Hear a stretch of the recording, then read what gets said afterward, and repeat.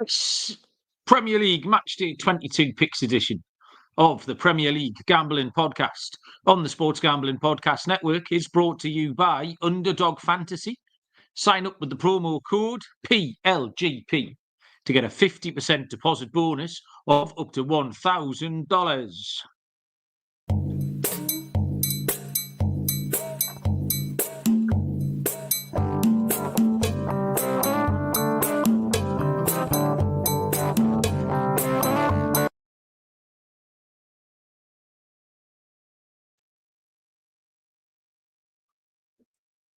Welcome, everybody, to the Premier League Gambling Podcast on the Sports Gambling Podcast Network. My name is Mal and Baz, coming to you from Newcastle upon Tyne in the northeast of England. Today is Thursday, the 16th. Let's have a go. 16th of January.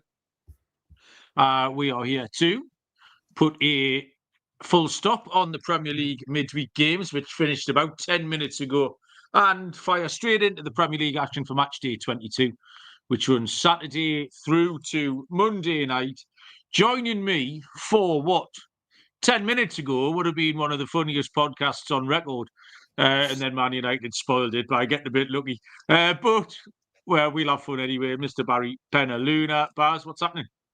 Yeah, that's well and truly taking the wind out of my sails. I was thoroughly enjoying my evening. The highlight being that miss from Anthony, if I'm honest. But obviously it all meaningless in the end, as Ahmad spoiled it for everyone, didn't he? Yeah. Doesn't mean there were any less shit, because any other team in the league would have been 3-0 up. Maybe Everton might have been 2-0 up, but any other team would have been 3-0 up. Because they got, for 80 minutes, they got comprehensively outplayed by, historically, statistically, the worst Premier League team that's ever been. They absolutely mangled them, especially in the first half. Could have gone in 3-0 up. So, yeah, a bit of a shame, but not to worry. You expected it. I thought both teams to score was going to go down because Man United didn't score. That would have been slightly annoying because Southampton were nominally the tricky one. So I landed that. But, yeah, bit disappointing. But the rest of the week was all right, Baz? Yeah, overall a decent week. Ran out of steam tonight. I was looking all right at one point. Southampton 1-0 up and Ipswich were 0-0, and it all unravelled. So I finished with a bad night tonight, 2 losers. Yesterday was solid. And yeah, decent enough night on Tuesday as well. It was a bit of a funny week, Baz, really.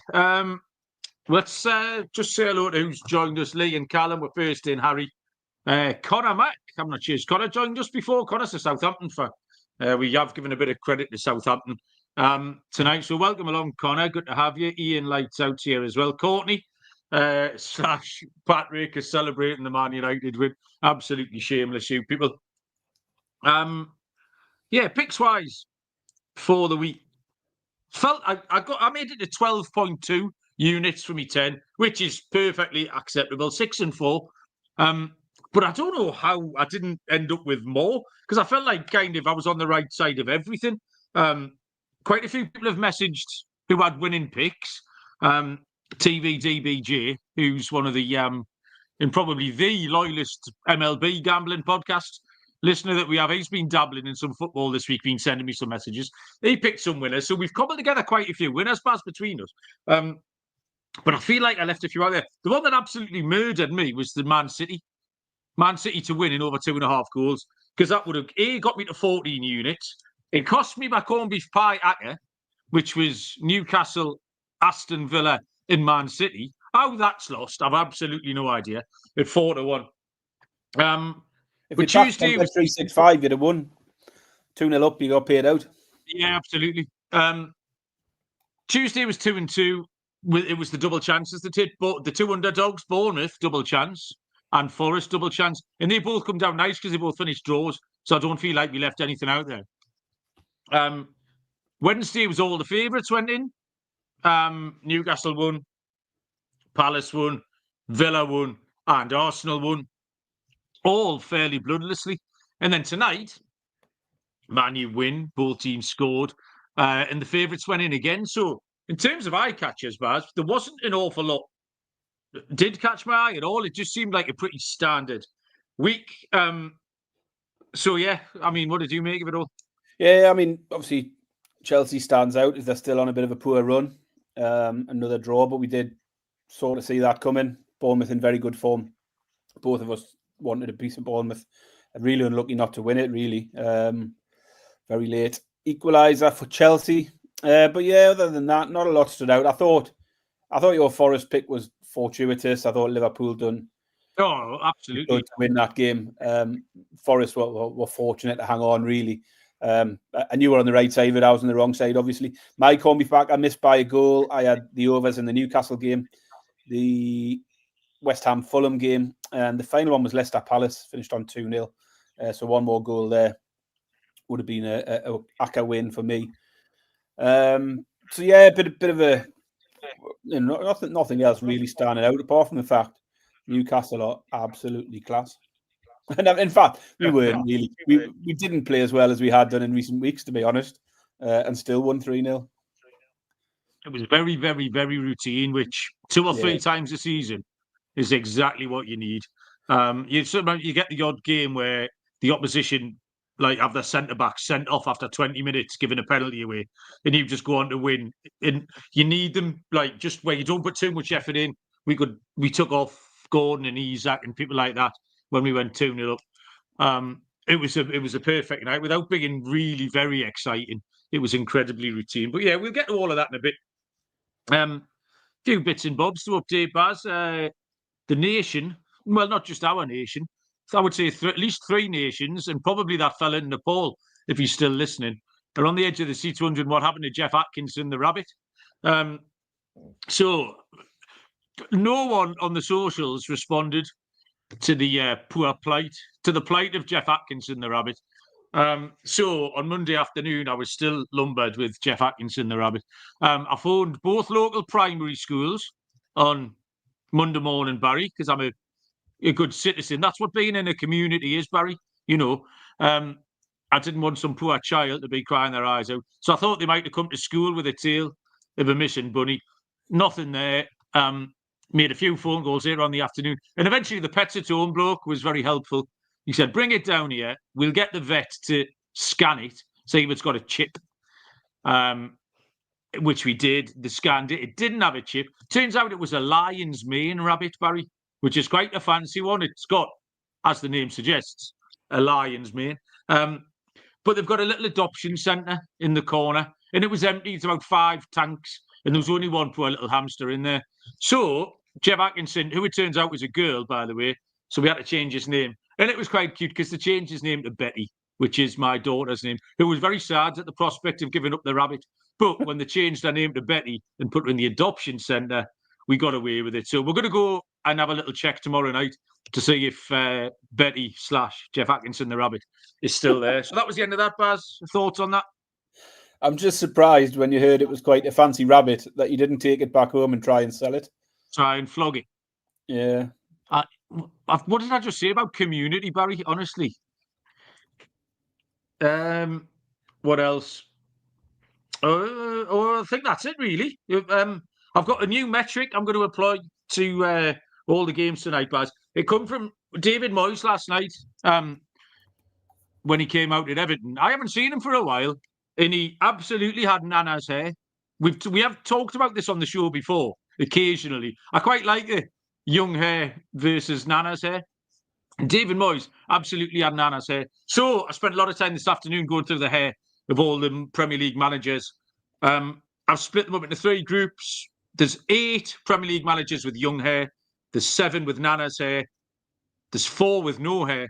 Oh, it's 4 groups. And there's 1 with age-appropriate blokes hair. So when we get to each game, I've worked out what kind of hair is taking on what kind of hair. And we'll keep track of that, Barry, see if that can help us pick some winners between now and the end of the season. And I think that's all my crack, Baz. You got anything? I've got no crack. You've got no crack? No. I'm still angry about that football, man. I can tell. I should be happy. It's been a good week, football-wise. Everybody around us dropping points and Yeah. Newcastle marching on, but yeah, would have been a nice way to finish it, you know. Anyway, Adam's dog's just pissed on his bed. Does that cheer you up?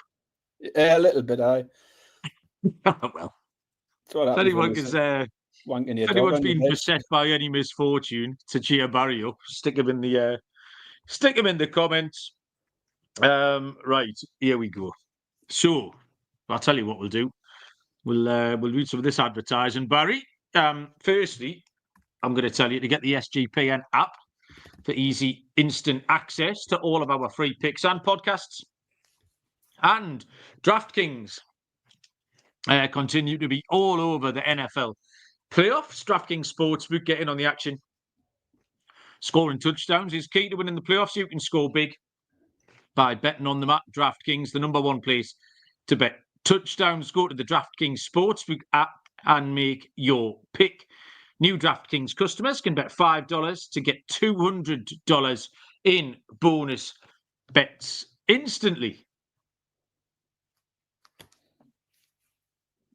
Gambling problem? Call 1-800-GAMBLER. In New York, call 877-8-HOPE-NY or text HOPE-NY 467-369. In Connecticut, help is available for problem gambling. Call 888-789-7777 or visit ccpg.org. Please play responsibly. On behalf of Boot Hill Casino and Resort in Kansas, 21 and over, age and eligibility varies by jurisdiction. Void in Ontario. Bonus bets expire 168 hours after issuance. For additional terms and responsible gaming resources, see dkng.co/audio.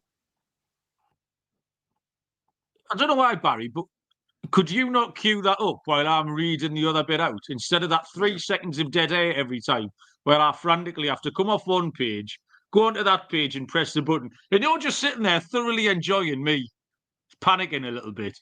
Would it not be an option for you to press that button?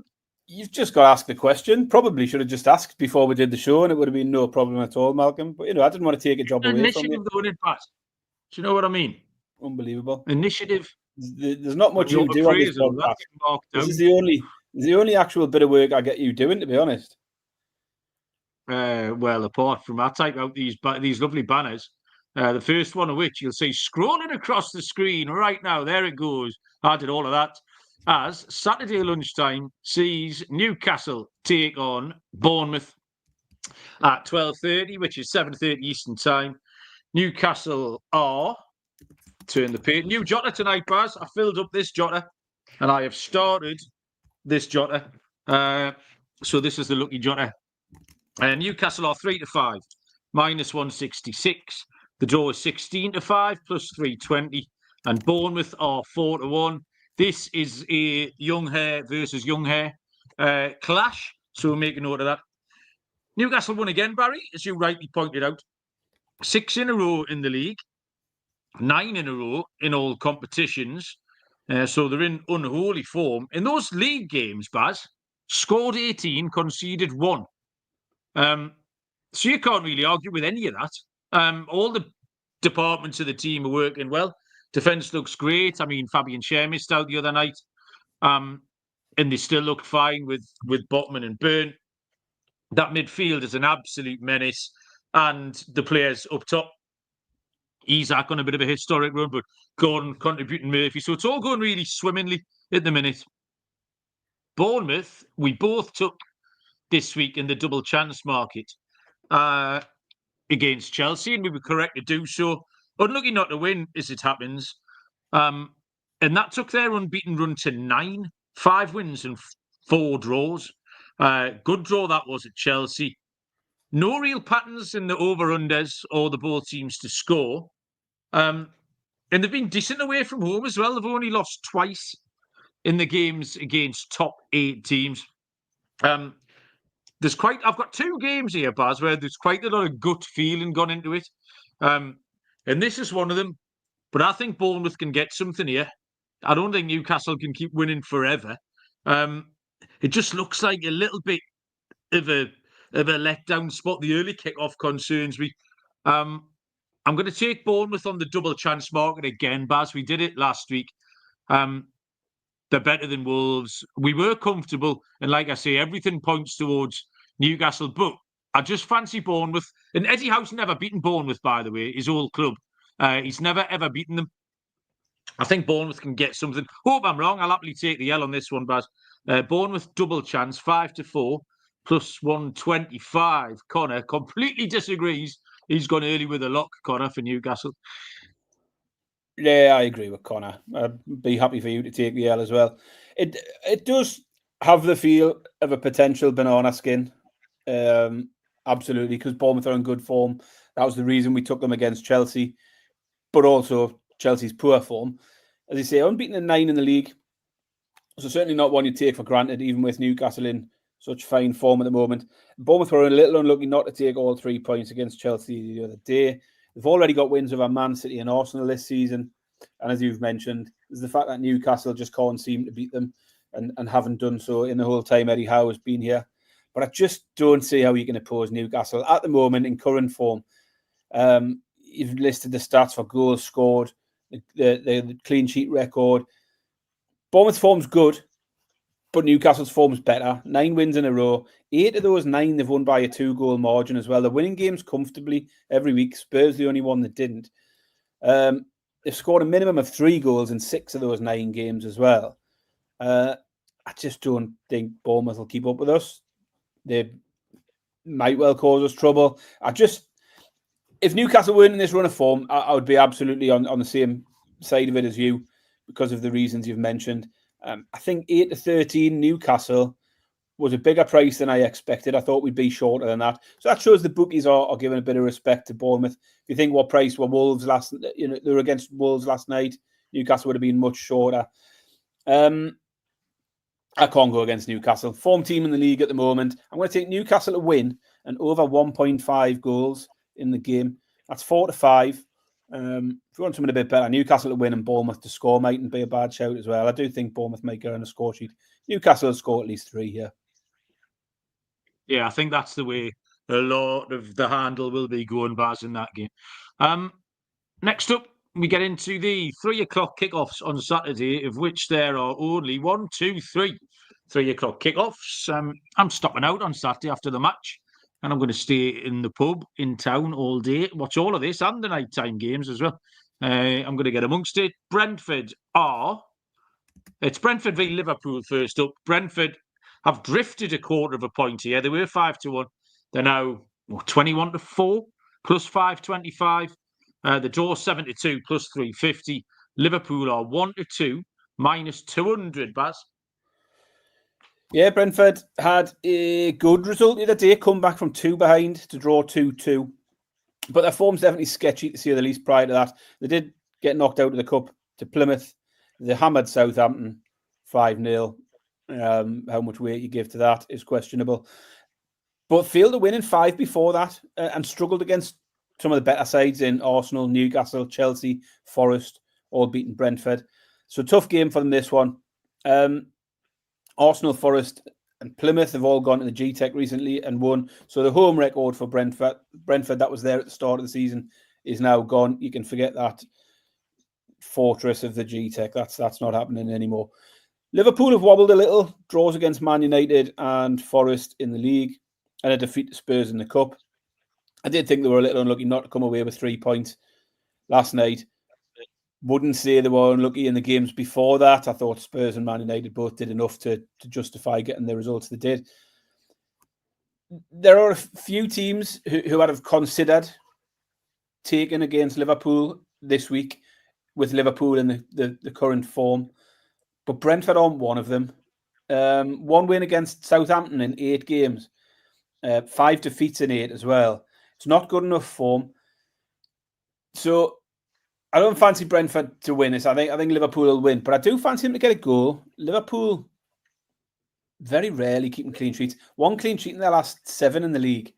And Brentford have got goals in them. So I think Liverpool will win, but I think they might need at least a couple to do it. So I'm going to take Liverpool to win and both teams to score here. 6-4. Liverpool to win, both teams to score. 6-4 is my pick. Yeah, I've got similar handicap, similar bet, Baz, slightly different. Lee rightly points out, we forgot to mention that this is Nana's hair versus no hair combination here. I thought this was really, really hard because Brentford basically lost that game the other night until they scored 2 goals. which does sound a bit weird because I do understand how it works. But they actually played quite well. They were unlucky not to score before that. It was kind of 50-50. It reminded me when Man City beat Leicester a few weeks ago. And if you looked at the score, it didn't really resemble the game pretty much. But they have lost the 2 home games against the other top 3 sides that they've played. Liverpool did enough in the second half to win it. You're right. I think they were unlucky. The 1 goal they scored against Forest was the first time in 6 that they haven't scored at least 2. And the Brentford defence definitely isn't as strong. I think we have to see goals, Baz. And I agree, Brentford can join in. But I went for the over 3.5, just in case Liverpool knock them over 4-0, which is probably unlikely. But that's even money. I considered adding the both teams to score, but it didn't actually boost the price too much, really. So, yeah, over 3.5 goals. Is even money between Brentford and Liverpool. 3 o'clock kickoff is Leicester City taking on Fulham. Leicester are 3-1. The draw is 13-5 plus 260. Fulham are 9-10 minus 111. This is a young hair versus young hair matchup.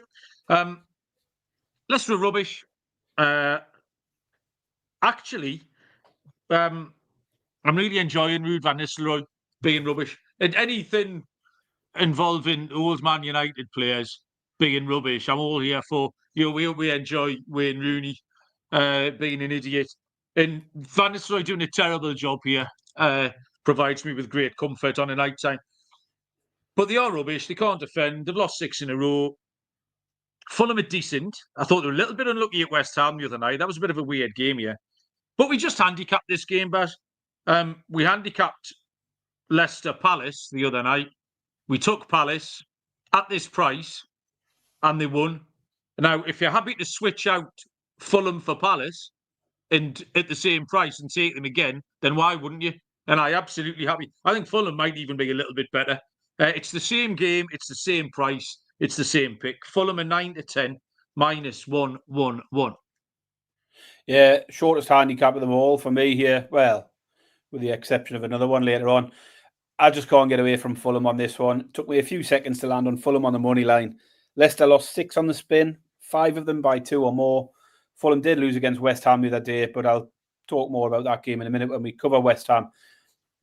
They were unbeaten in 9 before that. They're just in far better form, and at 9-10 just looked a very easy choice. I'll take Fulham to beat Leicester at 9-10, please.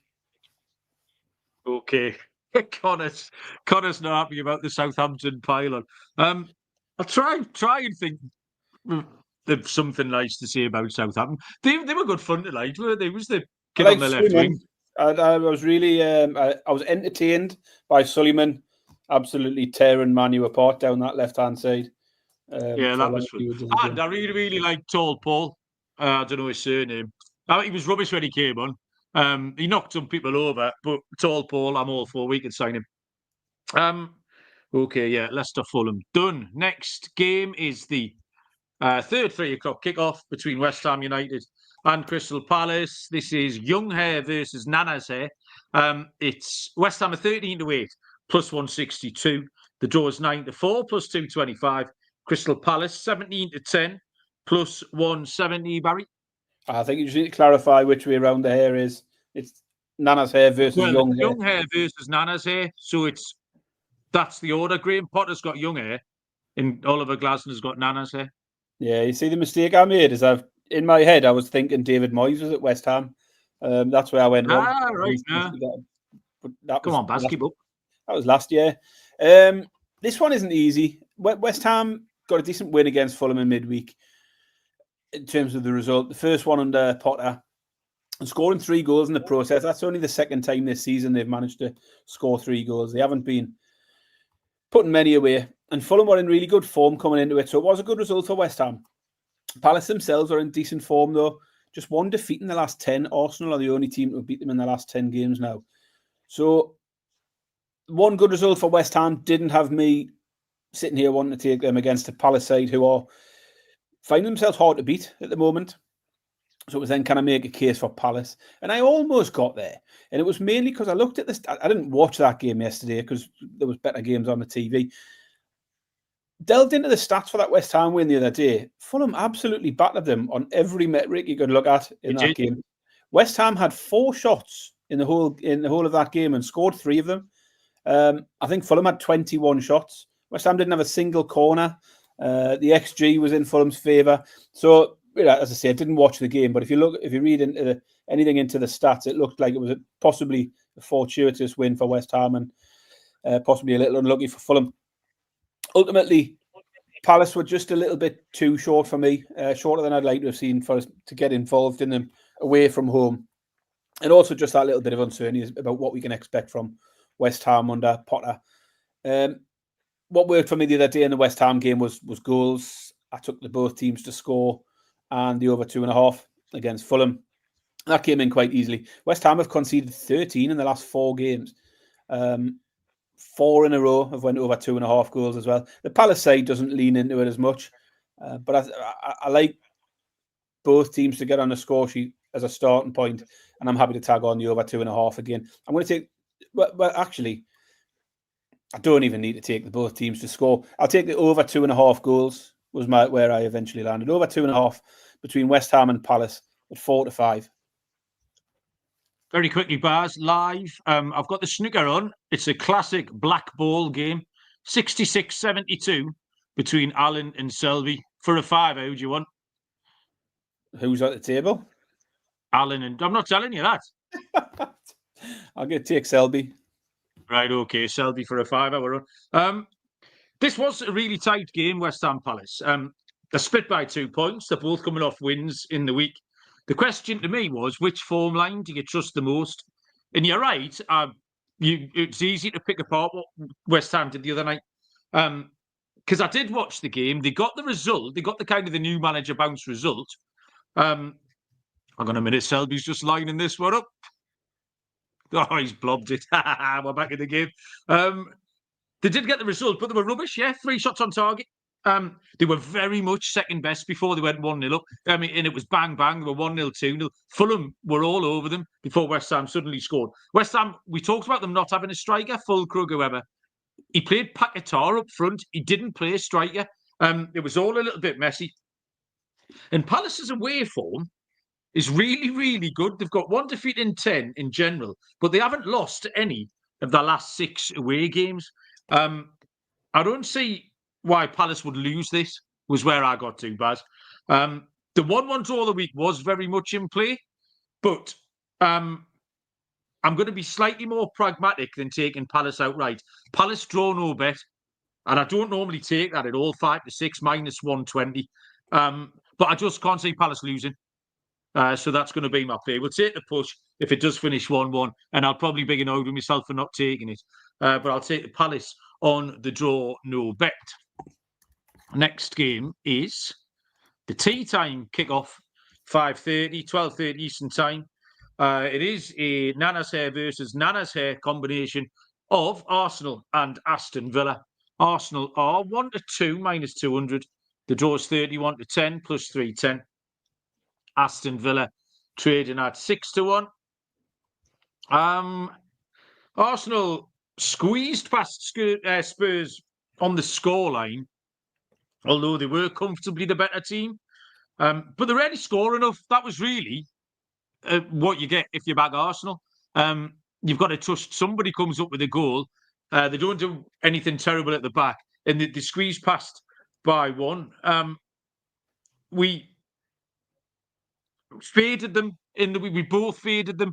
We both faded them wrongly, as it happens. And I faded them, if you remember, Baz. I backed it up with the stat that they only had 2 wins from 10 against the top half teams, even though Tottenham were 13th. Do you remember the stat that didn't make any sense? I'm sure you did the same last week in the Man United game, and what was this one? Man United as well. No, it wasn't. I said that Arsenal don't beat teams in the top half, even though I knew Tottenham were in the top half. However, Barry, you know where Villa are? They're in the top half. However, everything I looked at Villa made me not want to back them. They've had back-to-back wins, but their away form against the good teams is really poor. They've lost against 4 of the other top 5. 3 of those losses were on the handicap away from home. So it's really contrasting data here. So I had to back out. So I went to the stats market. You know, when we cheat and go to the stats market, that's where I ended up. And I'm not going to win any prizes, Baz, for getting in the corners market because it's all you see. Arsenal average 8.6 corners at home. They play for them. Villa average 4.9 away from home. The line is at 10.5. So I'm going to take a punt on over 10.5 corners at even money. The two teams between them, 13.5 is the average if you add it up. And I know it's not that simple, but it's a big enough number for me to take it even, Spaz. Over 10.5 corners. Yeah, I don't think my pick here is going to surprise anyone, given how I've approached Arsenal recently. I didn't get them right this week. They won in, fairly fortuitous fashion. One of the goals coming from a corner that shouldn't have been given. And they won against an awful Spurs side who are all over the place at the minute. There wasn't much that impressed me about Arsenal the other day, and there hasn't been for a few weeks. I said as soon as Saka got injured, I thought Arsenal would struggle at certain points to cope because they showed, I think when Odegaard was out, it doesn't take much for that Arsenal team to become weaker and to struggle. Key players like Saka and Odegaard are massive for them. And I was right to say that because they slipped up against Brighton, Newcastle, Man United. And I think Villa can absolutely challenge Arsenal here. Villa have turned a bit of a corner, 1 defeat in 6 and won 3 in a row now in all competitions. I'm just going to continue to fade Arsenal where their opponents are put up at a massive price like this because I think it'll be profitable in this period of time. And it's worked for me recently. 6-1 Villa for me is too big. And I'm getting 13-8 for Villa to get at least a draw. With Arsenal's record against decent sides, you've put up the other side of that, and Villa haven't performed particularly well away from home against good sides either. I think people can trouble this Arsenal side at the moment. Villa certainly can. I'm happy to take Villa on the double chance to win or draw at 13-8. Yeah, there's quite a lot of people in the chat bars who kind of agree. There's more people who want to have a little dabble on Villa than on Arsenal. This black ball is still flying around the table, Baz. I tell you what, it's an epic safety game. We're still going. We're going to move on once I've told you about Underdog Pick'em.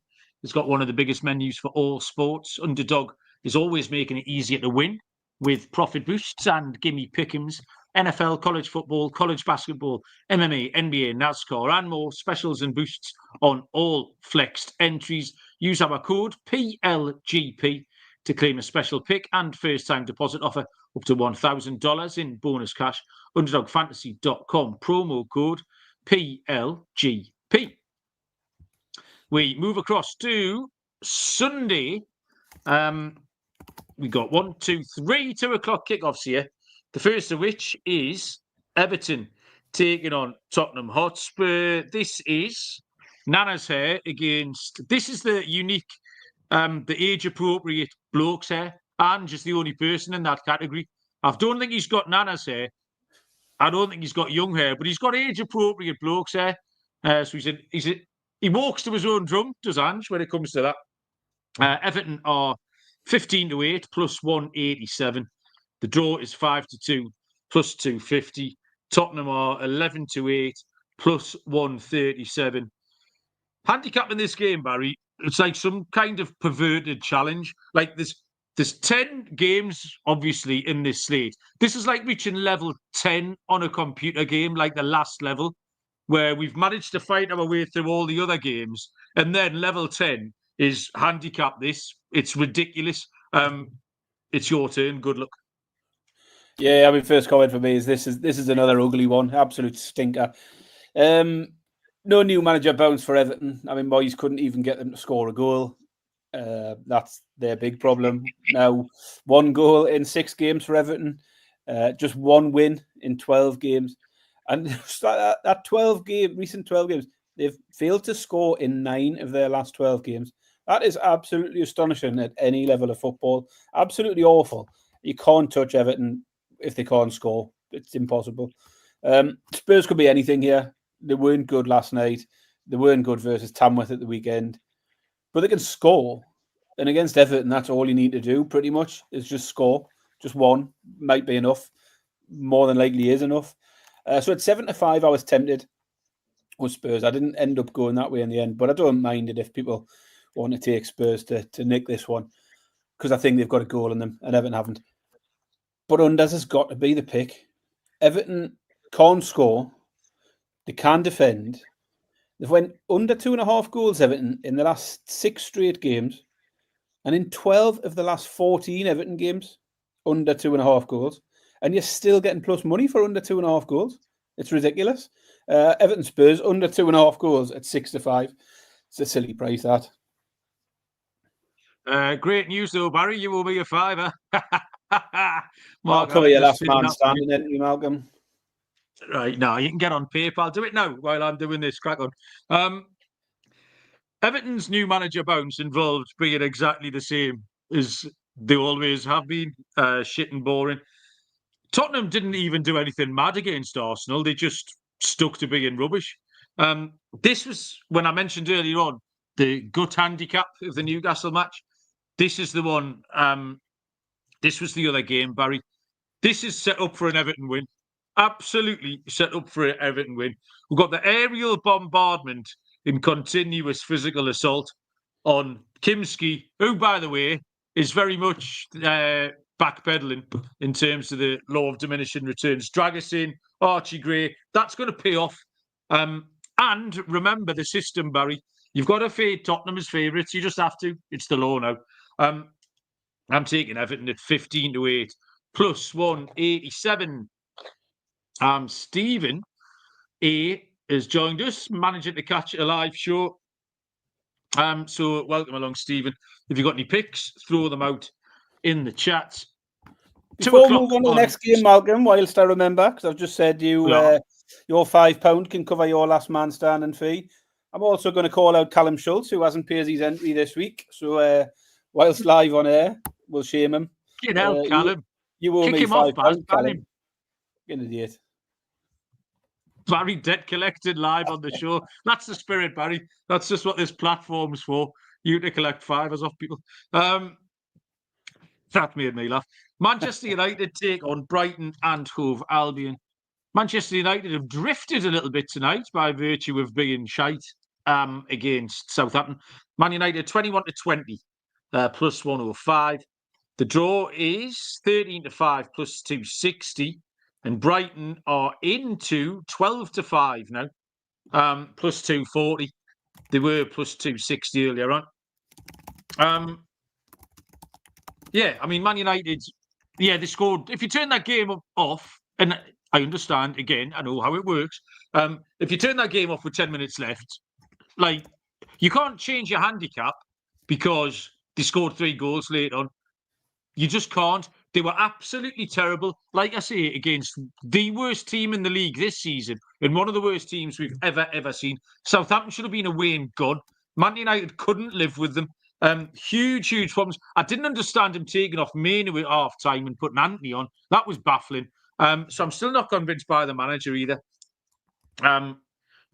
We've just seen Man United outplayed at home by a worse team than this. Brighton, I do think they're kind of bang average. They'll win one, lose one, draw one. They were all right again tonight. You just have to back Brighton. We've done this regularly against Man United, and it doesn't owe us anything because we were Bournemouth, Newcastle, whoever it was. Every time you back them, you just add another 3 units of profit onto your life. You've got to back Brighton, Baz. That's it. Dead straightforward. Plus 240 or bigger if you can find it where you have to take Brighton. Brighton team total, over 1.5 goals for me. I think Man U are a mess. There was the hysteria after those 2 draws was ridiculous on social media. There'll be more of it tonight. Having clawed it back against Southampton late on. I think they showed what they are again tonight for me. They're still garbage.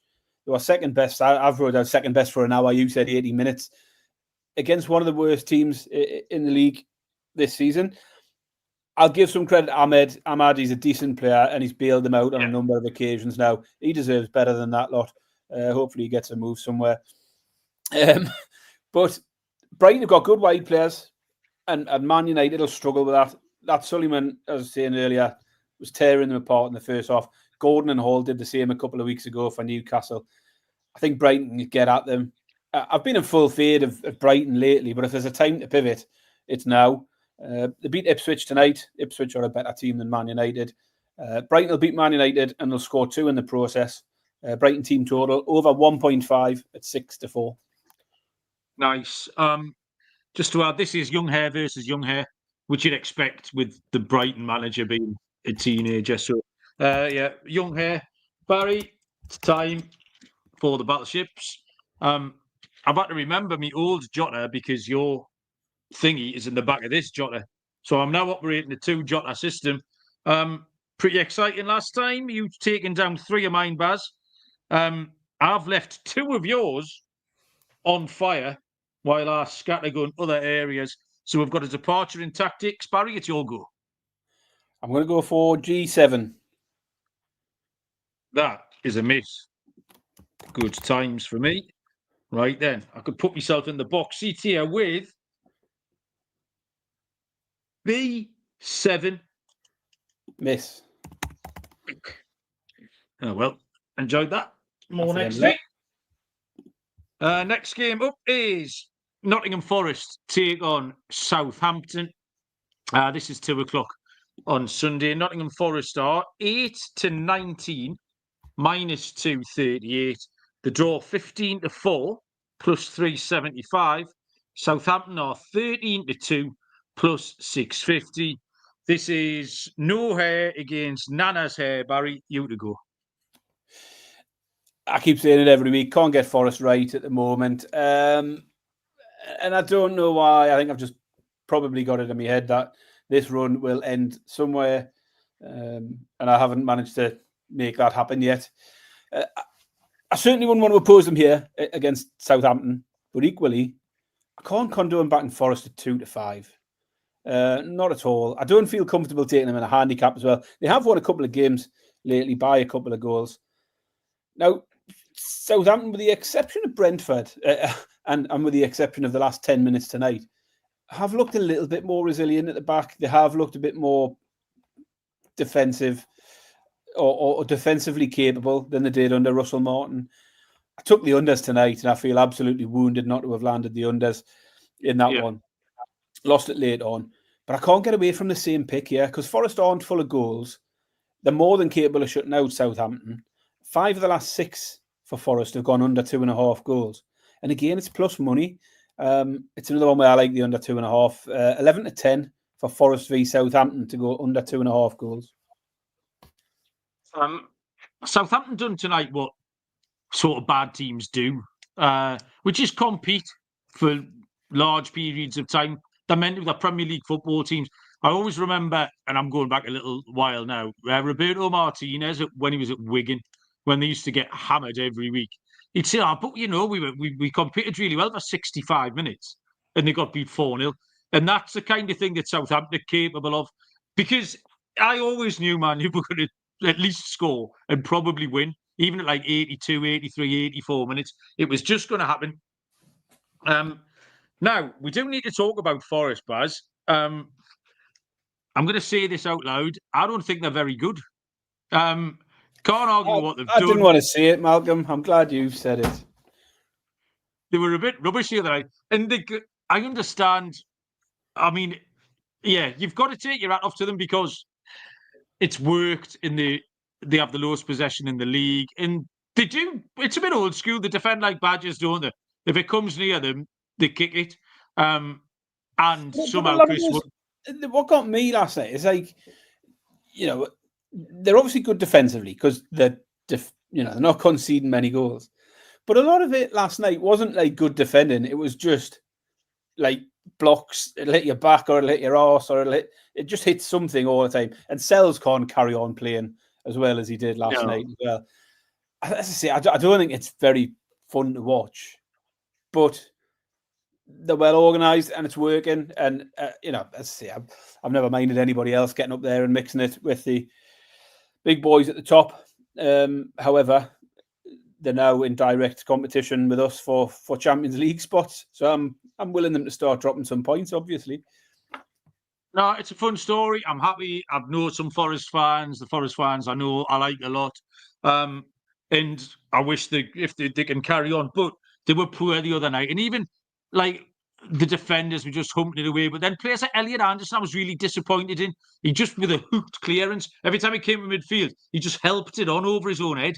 Like, I think maybe they panicked a little bit. I don't know if it was the occasion. They might be a little bit better. But I came down on the same pick as you, Baz, for exactly the same reasons. Southampton against the bottom half teams. Forest against the bottom half teams at home. Tottenham 1-0, Palace 1-0, Ipswich 1-0, Wolves 1-1.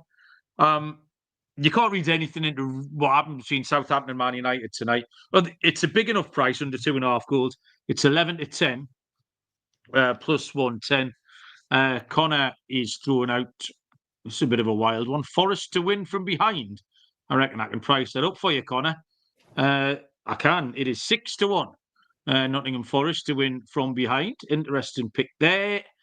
We'll move up to 4:30 on Sunday, 11:30 kickoff. Ipswich taking on Manchester City.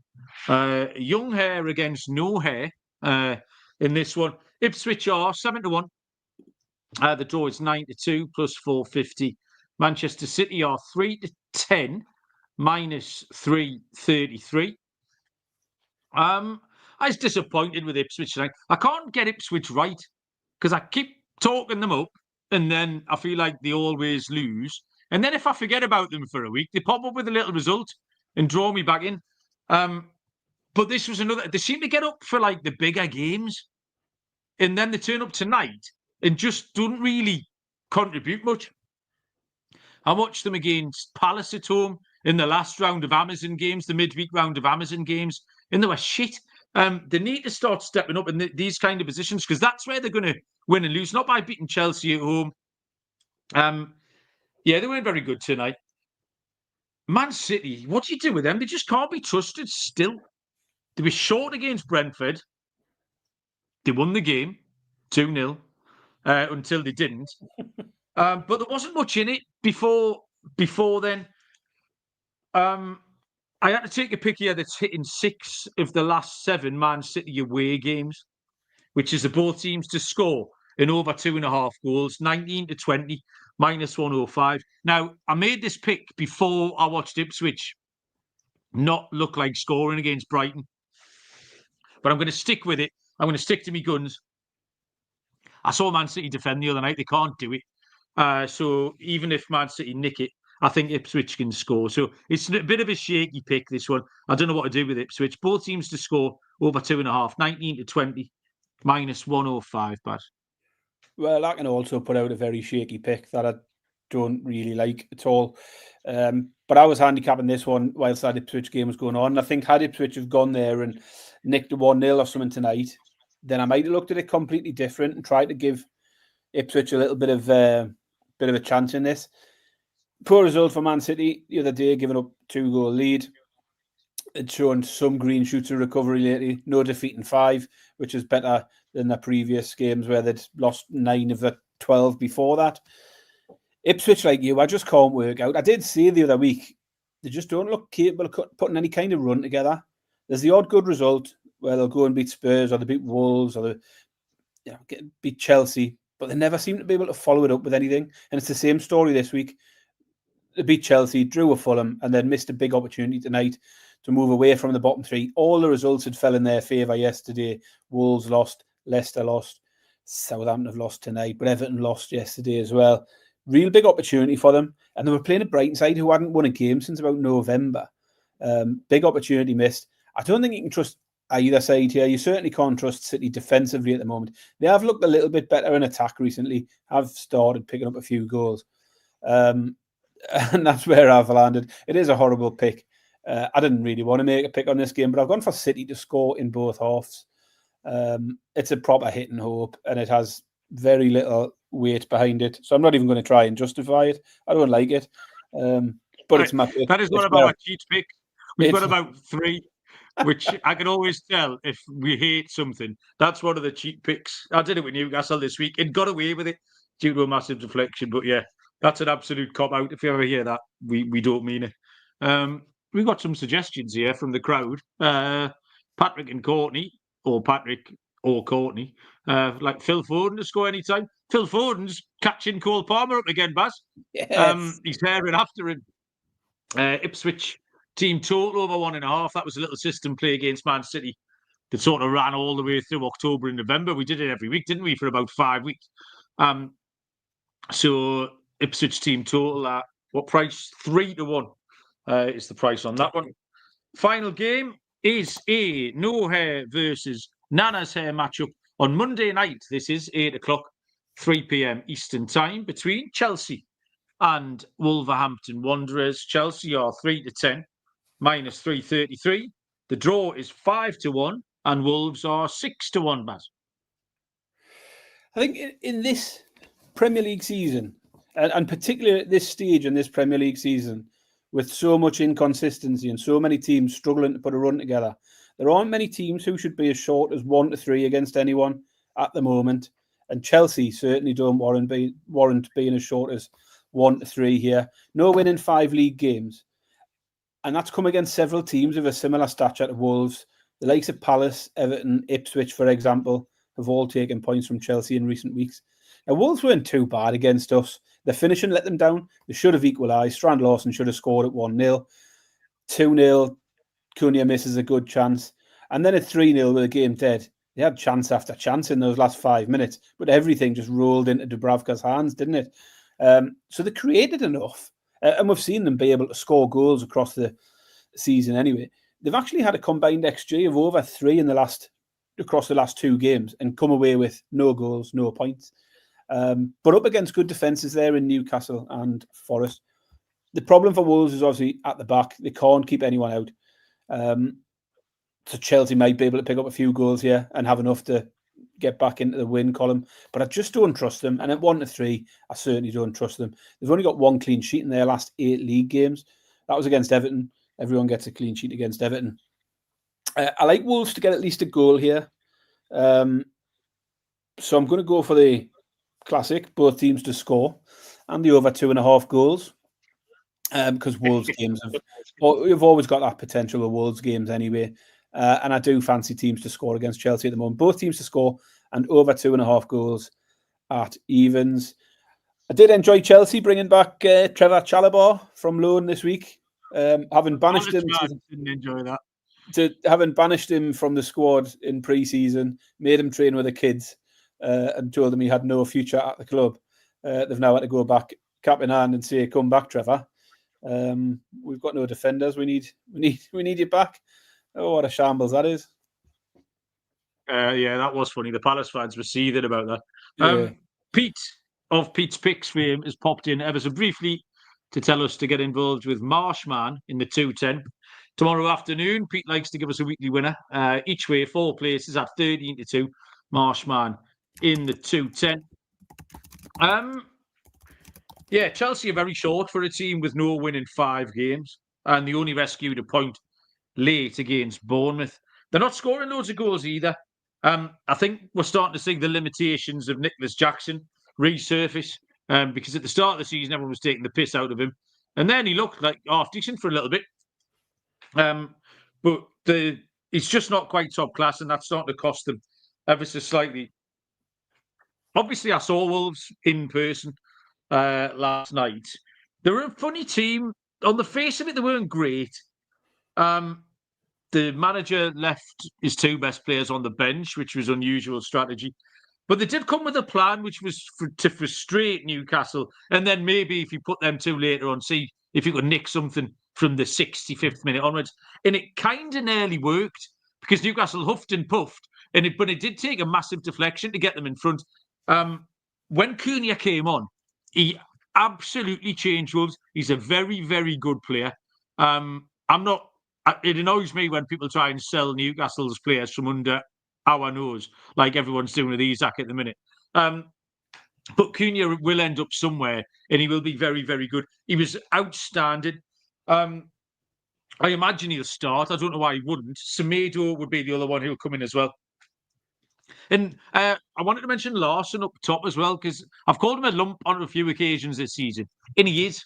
And he gave them no help in the first half because he couldn't hold the ball up. Every time they put it up to him, he needed to hold it up to get them in the game. And he couldn't. Botman and Byrne just took it off him. But when he gets in front of goal, he looked quite lively. He hit the beans on toast in the first half. He was a bit unlucky where he hit the crossbar when he should have scored in the second half. And he will score the odd goal, Larson. So as much as he's maybe slightly limited, I think he can cause some problems. Everything you just said about the inconsistencies of this league is spot on, Baz. Chelsea are too short here, which makes Wolves on the handicap a nice price. They're even money. They're actually plus 103. Wolves plus 1.5. Chelsea might nick it, you're right. But I don't think they'll batter them, especially if Wolves get on the score sheet. So Wolves plus 1.5 goals is even money at plus 100. Baz, 10 games in the hutch. Do you want to lead us off with some fancy stuff? Yes, I'm going to start off then with my lock. It's going to be the unders in the Forest v Southampton game. It was either that or the Everton game. Unders, I like both, to be honest. But yeah, under 2.5 goals in the Forest v Southampton game at 11-10 will be my lock. My underdog, no surprises. It's Brighton at 12-5 to beat Man United. And for my scorer, I'm going to go to the Fulham v Leicester game because Leicester are a shambles at the minute. I'm going to go for Jimenez, 7-4 anytime, and 5-1 first goal. You can't believe you've missed a trick there, bud. My lock, I'm going to point out that my locks are an absolute... Might be Beckett Godot. My locks are an absolute waste of everybody's time. I think I'm on the first two since you've decided to introduce them. They've got no relevance. Whichever one I pick has got nothing to do. It's not that I feel more strongly about it or more certain. I reckon I must be rolling way under 50% now. They never, ever hit. I took Man City in over 1.5 goals the other night, which I won and then lost. So, whatever you do, don't back over 3.5 goals in Brentford, Liverpool. That's my luck. Underdog is Crystal Palace at 17-10, plus 170. They're a tiny little puppy, bigger than West Ham. But I took the draw no bet. But I do think that Palace is the likely winner. Accumulators, corned beef pie is over 2.5 goals at Newcastle, Brentford, and Ipswich. It's 21-10, plus 210. And for my stake in Stilton, I've gone a bit crackers this week, Baz. I picked this bet recently when the same night that Leigh spookily picked it. Both teams to score in every game except Forest Southampton is 83-1, Barry. That's the one there. And for my anytime goal scorer, can I do the Beckett Godot joke again?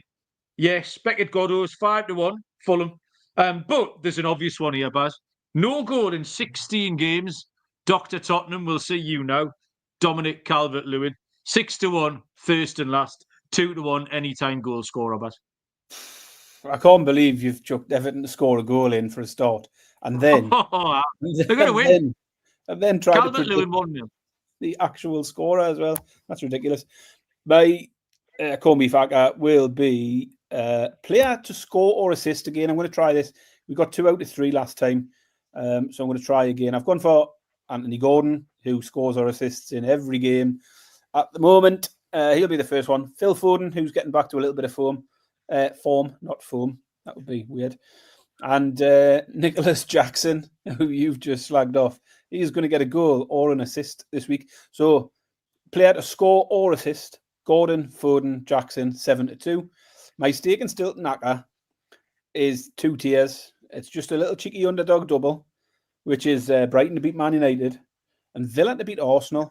Comes in at 22-1 for those two.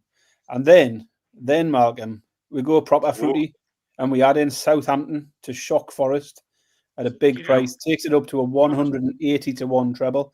So Brighton to beat Man United, Villa to beat Arsenal, and Southampton to beat Forest, 180-1 will be my fruity acca for the weekend. There you go. There's something for Connor to hang his hat on. I did tell Connor when he was unhappy earlier on at us slagging off Southampton. There was a little surprise coming at the end, and that's it. They make it into my big underdog acca. For the first time ever, I'm going to remember to say Barca's ladders. What's going on? Barca's ladders. I have, without much reasoning, gone for the Newcastle Bournemouth game for corners. Because two teams that have been good for corners across the last year for me anyway. And it's a game where I think could be quite end-to-end. Particularly Newcastle at home or in good form for corners. Bournemouth can certainly get in amongst it. So it's match corners in the Newcastle-Bournemouth game. Over 10.5 corners at 4-5. I'll then jump up to over 12.5 corners at 2-1. Over 13.5 is 3-1. 14.5 is 9-2. And then we get into some decent prices. Over 15.5 corners, 8-1. Over 16.5, 11-1. And we'll finish off at over 17.5. 18 or more corners between Newcastle and Bournemouth at 14-1. The only issue I've got with that is the early kick-off pass. Early kick-off isn't my thing, so you never know. I've got one more thing, Malcolm. Well done. One more thing. What? One more thing. One more thing. By popular demand, we have a slow roller. Keep rolling. We are going to go slow rolling. Rolling. On, go on. I'm going to start off with £10 on a slow roll up to, well, we'll see where we go. We'll see how the first week goes, first of all. The first pick will be an over 1.5 double on the Newcastle and Man United games to be over 1.5 goals. It's 2-5. It's a short one. Start with a tenner. We'll turn £10 into 14. And then next week we'll turn that 14 into £20. No bother. So we're slow rolling. By popular demand, the Baptist family have asked for it back. People in the chat have asked for it back. I am taking the reins, and I'm going to roll the fuck out of this. Right, good. I'll look forward to this, Baz. I'll reinvigorate my Virgin Bet account this week and launch a tenner in there. If you sent me that 5 you owe me from the snooker, your bloke in the next frame knocked in a century unopposed, by the way, Barry, which is quite unfortunate for you. Live update on this week. Harry is 25 years old, so happy birthday, Harry. Have a lovely time. Have a good one. The league gets 47, which has made me laugh. Anything to add, Baz, before we let the people get on with our lives? Just a live update on debt collections. Callum Schultz has paid his £5 into my bank in the last half hour. So well done, Callum. Thank you very much. You can continue playing. We nearly lost 50 people out of that last man standing tonight because Man United were a very popular pick. Fuckers. That's unbelievable. Well, I'm pleased he's paid because we would have had to go around and grip him and he wouldn't have enjoyed that, Baz. So there you go. Right. Thank you very much. I've got no idea when we're going to... what's on next week? Champions League, maybe? Any idea? Sunday night, probably. Whatever's on, we'll cover it. It's probably European football. I can't even find it. We'll find something, either Sunday night or Monday night. Keep an eye on the schedule, etc. Thanks, everyone, in the chat. It was fun. All the usual faces and some new lad, Connor and Steve and Abe, who joined us too often. So welcome along and thank you. Good luck with all your bets. We will see you all down the road. Cheers.